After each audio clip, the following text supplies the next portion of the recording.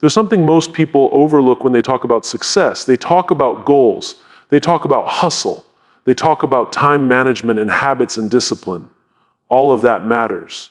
But none of it will get you very far if you don't start with one simple, overlooked question: why am I doing this at all? Every morning we wake up with a choice. We can let the day happen to us, or we can decide what the day is going to mean to us. That begins with purpose. That begins with asking a powerful question that too few people ask themselves: why does today matter? When you know your why, you're dangerous, not to others, but to your own doubts, to your own excuses, to the inertia that keeps you stuck in place. You're no longer just reacting to your calendar, your to-do list, or your inbox. You're leading your day instead of following it. Now, I'm not talking about some huge cosmic purpose that takes years to define. I'm talking about something simple, practical, immediate. Today's why. What is the reason I'm waking up and choosing to care today? Let me tell you a story. Years ago, I worked with a leader who was wildly successful on paper. Title, salary, accolades, you name it. But every morning he'd hit the snooze button. Not once, 3 times, sometimes 5. And when he'd finally crawl out of bed, there'd be this look in his eyes.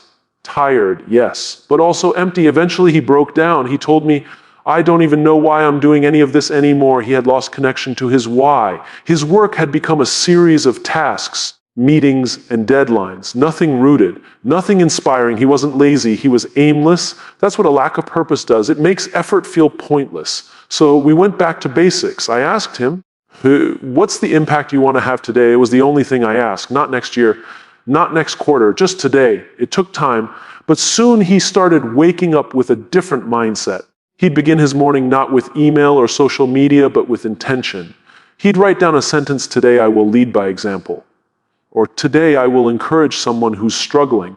Or today I will do something that makes my team stronger. Small, specific, powerful. That's the key. See, your why isn't always going to be some grand mission. Sometimes your why is showing up fully for the meeting you'd rather skip because the person across the table needs your energy. Sometimes your why is being a little more patient with your kids because you want them to grow up feeling seen and loved. Sometimes your why is putting your head down and doing the hard work because it brings you one step closer to who you want to become. Without that purpose, our days blur together. They become transactional. We do things out of obligation, not out of meaning. And when that happens over time, we burn out, not because we're doing too much, but because what we're doing lacks connection. Think about this. Most people spend more time planning their weekend than they do planning their purpose. They prepare presentations, meetings, and meals, but they don't prepare their mindset. And so their days become reactive. They let the world set the tone, and the world is chaotic, noisy, and constantly pulling us in 10 different directions. But what happens when you start your day with a clear, grounded reason? Suddenly, the little things don't knock you off course so easily. You stop chasing every notification. You stop worrying so much about what other people think. You have a filter, a way to decide what matters and what doesn't. That's what a why gives you clarity. Here's a simple practice I challenge you to try. Tomorrow morning, before you pick up your phone, before you check your email, before you let the world pour into your mind, take 60 seconds. Sit quietly. Ask yourself, what kind of impact do I want to have today? Write it down. Say it out loud. Hold it in your mind. It doesn't have to be profound. It just has to be honest. It might be, today I will stay calm when things go wrong. It might be, today I will give someone hope. It might be, today I will learn something new. That's your win. That's your reason to show up. That's your why. I've met people who thought they were burned out from working too much. But when they reconnected with their purpose, when they started leading each day with intention, something shifted. They weren't tired anymore. They were energized. Not because their workload changed, but because they changed. You don't need to change your entire life overnight. You don't need to quit your job or move to a new city. You just need to ask better questions. Questions like, why does this matter to me? Who benefits when I show up fully today? What's the deeper reason behind my routine? When we lead with why, we remember that what we do is not just what we do, it's who we are becoming. Every day becomes a brick in the foundation of the life we're building. And when that foundation is strong, when it's built on purpose, we can weather anything. Challenges don't blarify us. So the next time you wake up feeling tired, overwhelmed, or unmotivated, don't reach for coffee. Don't reach for distraction. Reach for meaning. Start with why. Anchor your day in purpose. And watch how everything else, your attitude, your energy, your results, begins to shift. Because when you know why the day matters, you show up like it does. There's something incredibly powerful about the promises we make. We remember the ones we've made to our teams. We remember the ones we've made to our friends, our families, our partners. We hate letting other people down. But what we don't talk about enough is how often we let ourselves down, quietly, privately, consistently. Think about it. You say you'll wake up early and go for that run. You say you'll start that project this week. You say you'll stop checking your phone every 5 minutes. But when no one's around to notice, it's so easy to push that promise to the side. You justify it. You tell yourself, it's not a big deal, I'll do it tomorrow. And then tomorrow becomes next week. Next week becomes never, and slowly, subtly, you start believing that what you say doesn't matter. But here's the truth. If you can't trust yourself, you'll always struggle to lead others. You'll always feel like an imposter. You'll always be chasing something externally to compensate for what's broken internally. That's why keeping promises to yourself is not about discipline, it's about identity. Every time you follow through on something you told yourself you would do, you're voting for the person you want to become. You're proving to yourself, not anyone else, that your word has weight, that you can rely on you, that you're not waiting to be saved, validated, or motivated. You're in control. And no, it's not always easy, but it's worth it. I once worked with a young entrepreneur, brilliant mind, endless ideas, charming presence. On the outside, people thought he had it all together, but behind the scenes, he was stuck. His business was stalling, his confidence was cracking, and he didn't know why. We sat down and had a raw conversation. I asked him, what's the one promise you keep breaking to yourself? He looked down, took a breath, and said, I keep telling myself I'll finish what I start, but I never do. That moment changed everything. Because once he admitted it, we had something to work with. We didn't start with a productivity tool. We didn't build a new schedule. We started with integrity. He picked one small promise to keep every day, just one. And that small daily win rebuilt his self-respect, brick by brick. People often think they need motivation to take action. But it's actually the other way around. Action builds confidence. Repetition builds belief. And belief fuels purpose. Motivation isn't what starts the engine. Commitment is.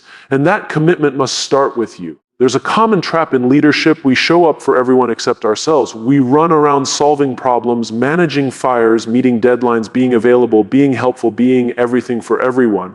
But inside, we're exhausted, depleted, running on fumes. You can't pour from an empty cup.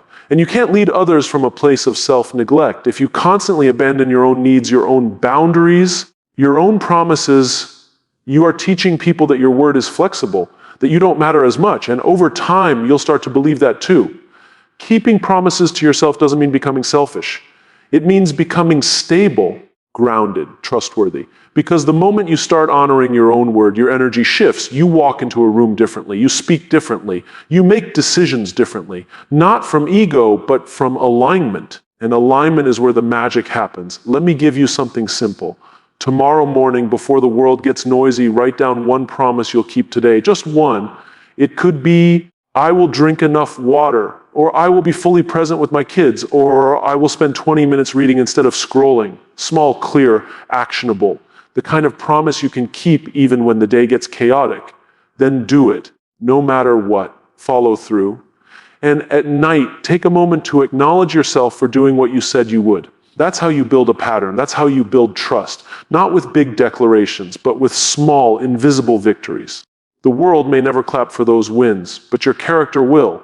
And your character is what people actually follow. We think people are drawn to charisma, but what people are really drawn to, what they trust, is consistency. The kind of consistency that begins when a person has done the hard work of keeping promises to themselves, when their internal world is aligned with their external actions. That's when influence becomes real. That's when leadership becomes meaningful. Because at the end of the day, it's not what you achieve that defines your strength, it's what you uphold. And the first promise worth upholding is your own. Imagine this. If you went 30 days without breaking a single promise to yourself, no matter how small, how would that change you? What would happen to your confidence, your clarity, your energy? What would happen to the way others experience you? You don't need more information. You don't need another hack or app or routine. You need integrity, quiet, personal, inner integrity, the kind that isn't seen by others, but is felt by you. You already know what needs to happen. You've known it for a while. The only question is, will you honor it today? When you keep promises to yourself, you're not just winning the day. You're building a life you trust. That's how you lead. That's how you grow. That's how you win. Every single day, we live in a world that celebrates the highlight reel. Everyone wants the big moment, the applause, the breakthrough, the outcome. Social media has made it worse.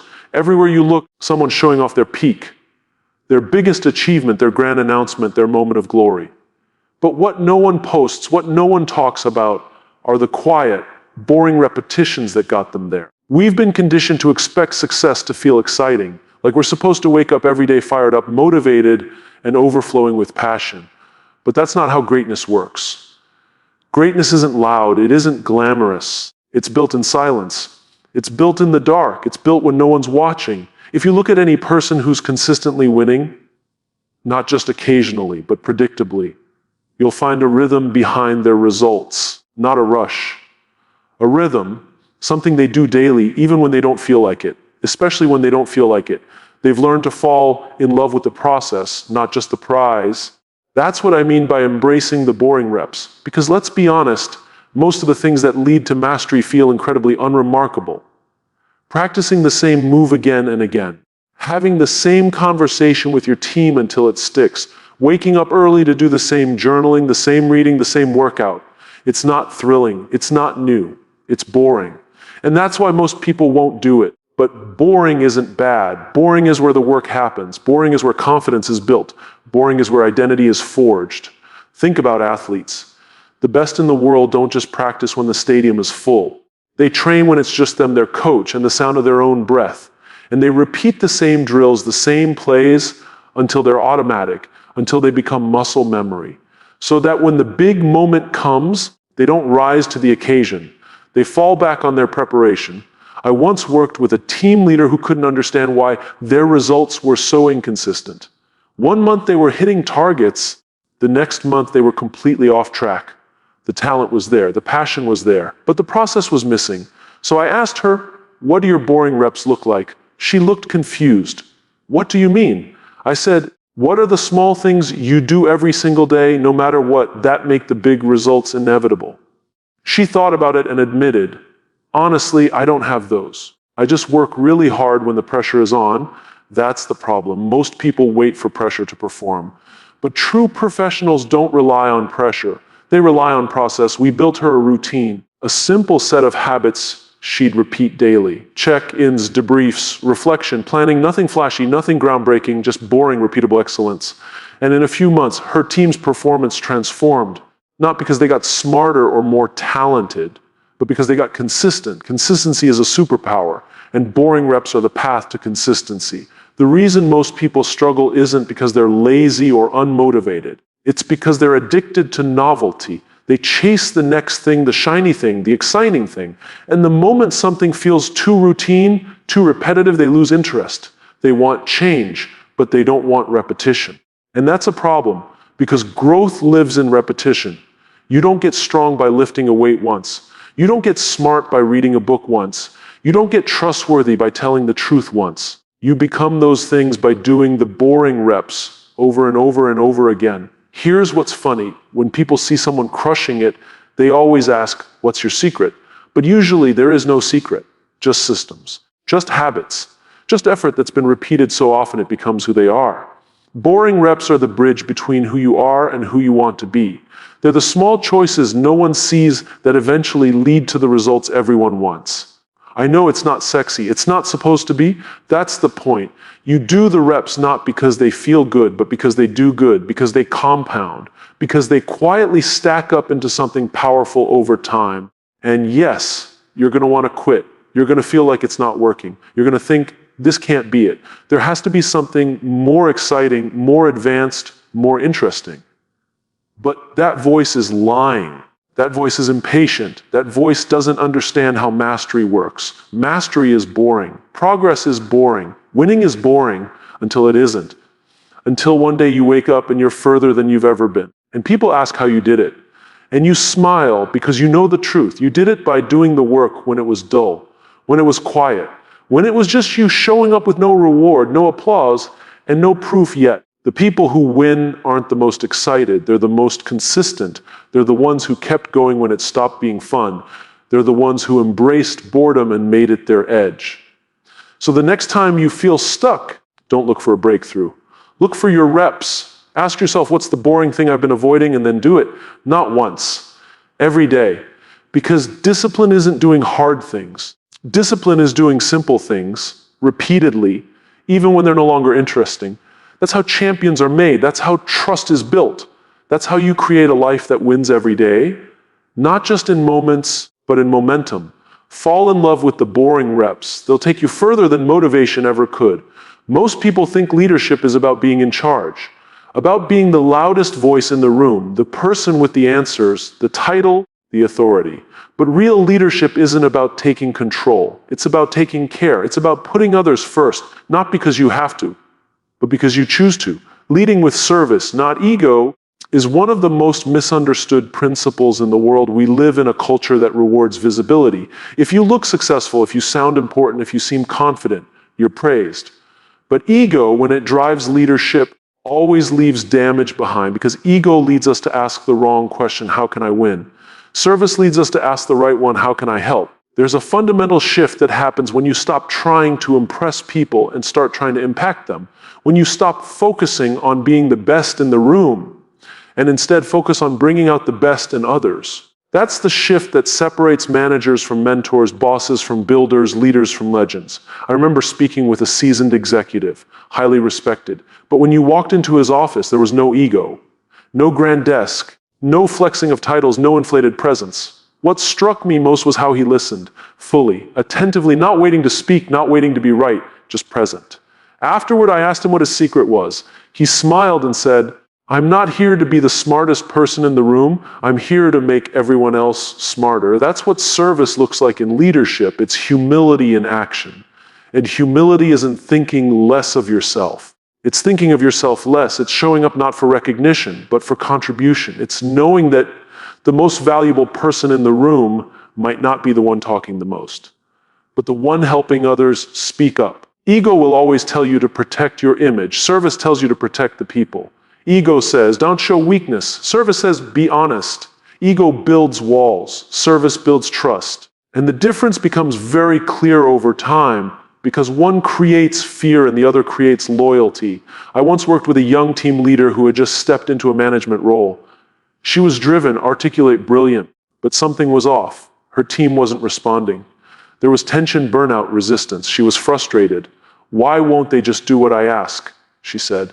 I told her, because they don't feel seen. They don't feel safe. She was leading from a place of pressure, of performance, of ego, not because she was arrogant, but because she thought she had to prove herself. That's what ego does. It turns leadership into a performance, not a relationship. So I asked her to try something different. I said, tomorrow, instead of checking what your team has done, ask how they're doing. Show up for them before you expect something from them. A few weeks later, things changed, not overnight, but gradually. Her team started communicating more. They started taking more initiative. There was laughter in the room again. Not because her strategy changed, but because her presence did. When people feel seen, they show up differently.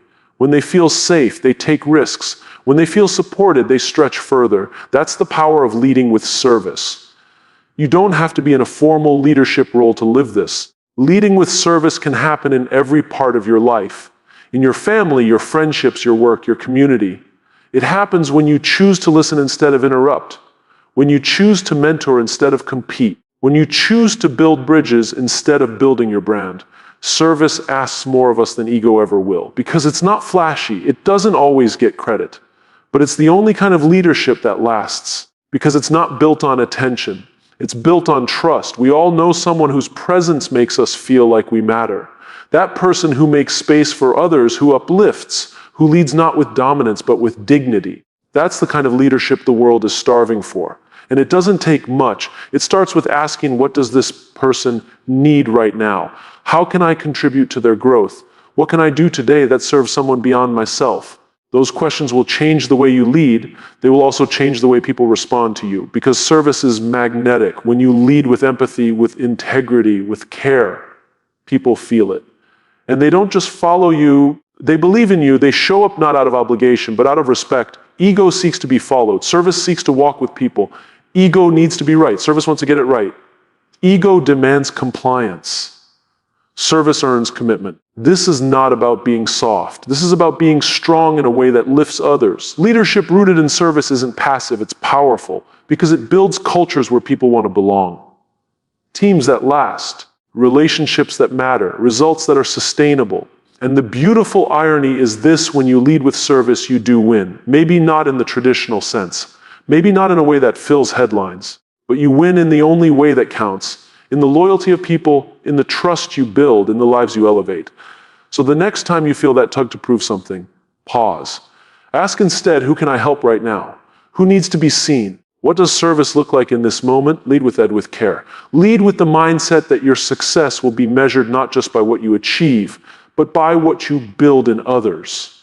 Because when you lead with service, the results follow. But more importantly, people follow, not because they have to, but because they want to.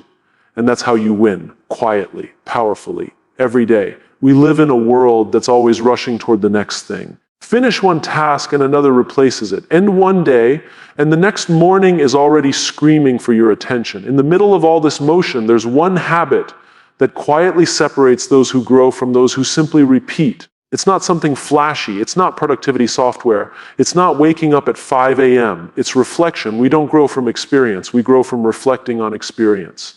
And yet, for most people, the day ends when their energy runs out. They collapse into bed, phone in hand, brain overstimulated, heart unsettled, mind racing through unfinished to-do lists. Then they repeat over and over.